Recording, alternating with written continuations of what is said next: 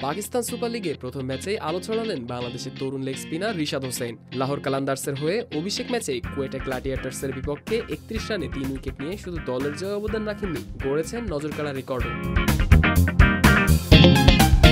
রিশাদের শিকার কুয়েটার ৩ গুরুত্বপূর্ণ batter Rilee Rossouw, Mohammad আমি এবং আবরার আহমেদ। এই পারফরমেন্সে লাহোর কালান্দার্স পায় ৬৯ রানের বিশাল জয়।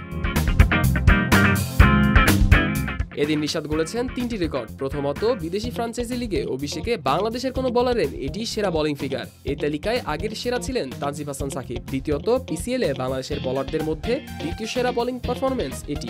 শীর্ষে রয়েছেন মাহমুদুল্লাহ রিয়াদ। রিশাদ ভেঙে দিয়েছেন সাকিব আল হাসানের ১৪ রানে ২ উইকেট নেওয়ার রেকর্ড।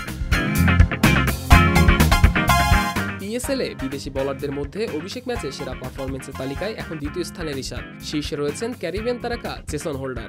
রিশাদের এই সাফল্য শুধু ব্যক্তিগত কীর্তি নয়, বরং বাংলাদেশ তরুণ ক্রিকেটারদের আন্তর্জাতিক ফ্র্যাঞ্চাইজি লিগে পারফরমেন্সের দারুণ উদাহরণ।